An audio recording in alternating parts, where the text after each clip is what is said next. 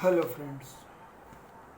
Today I am discussing one question about use of computer technology in study of economics. See, this is the 21st century. We all know it is a digital technology age. So the use of the computer technology is very common to understand. But not directly its use, but its different tools we can use, right? As a student of the economics, we have to be aware about use of the computer in proper way. We may use the computer in school, at our home, everywhere. So it's so many programs we can remember to use. How we can do it? The first one is presentation. Usually everybody knows that presentation is done by the PowerPoint. We use the short word PPT, right? In the slides we prepare. So the complete compilation of so many statistical data present in the proper slide format, right? It is useful to present. As example, you think any data of the any country's production of different years. So one slide will be presented for different years, different type of the production in industry. Second slide will be prepared for the different type of the production in another year, and another slide will be used for different type of the production in industry for another year. So here different time slides are used for presentation of statistical data. So it is a useful tool as a PowerPoint presentation. Okay, second one, you remember Excel worksheet. Excel worksheet, everybody knows that it is a important tool for processing data of statistical aspects. In use of research, the data is taken in use. If we do a survey of number of items produced in different industries, we may collect different observations that this industry has collected this kind of the production, they have presented it, and the data is collected in different aspects. So data entered in the Excel sheet will be processed on given specific formula by one click and get the proper result whichever you want to get. So we can use these data collected in proper way and use on Excel sheet. Okay, sometimes we use the Excel sheet for graph also. The data is prepared and different type of the diagrams are prepared by the Excel sheet as by the given formula, mainly for the pie diagram. Okay, second, for the diagram and graph, the second one is a Word file. So you have to remember one thing. Generally different type of the programs we have, but when we are talking about any specific easy method to draw the graph, only easy way, that is Word file. To draw the simple freehand figure as well as curves. Sometimes the pie diagram is also presented by the Word file. So Excel sheet is useful as well as Word file is useful. Both are useful for preparing diagram and graph.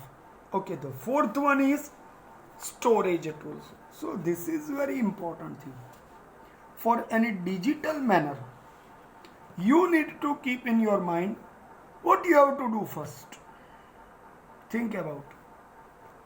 You have to prepare the project, then you have to prepare the storage. So what will be usefulness? If the storage is completed, then your work is over.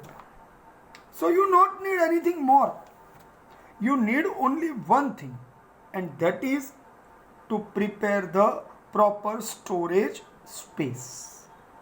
And here you remember, in present day, so many smartphones are available with the cloud storage. Even I have another example, Microsoft OneDrive, Google Drive, right? Every present days, every smart mobiles are coming with their own cloud space. So not any other storage you need to keep. But even for laptop, you can use the removable hard disk, which is called the passport. Thereafter, pen drive, memory card, email, Dropbox, digital locker, that is called DigiLocker. These are different ways to preserve your accumulated research data or information in digital manner. It is very useful. Okay, so many things you have to keep in your mind. See, books and notebooks cannot preserve forever. At that time, you will have a fear of losing the study material. But this space or the storage space are useful for preserve your data forever. Okay, next one is other tools, which are called statistical programs. So which statistical program you can use? Remember, see, here I am explaining the names in capital letters. SPSS, SHAZAM, SHAZAM, SAS. See, these are the expensive or the costly statistical softwares or the programs. But you can get by internet without paying money, free of cost, GREET-L. Another one is PSPP and R. These are, which I have said, these are free of cost programs you can collect from the internet for use of data processing purpose of your statistical information. Okay, sometimes these informations are useful to formulate in proper manner very easily and very fast way. So it is useful. Who use these programs? Now the question comes in your mind, who use these programs? Research institutes are using this kind of programs. Okay, so these are the main part of use of computer technology for study of economics. But the second part of the question is remain. It is which cautions you have to be aware in use of computer technology.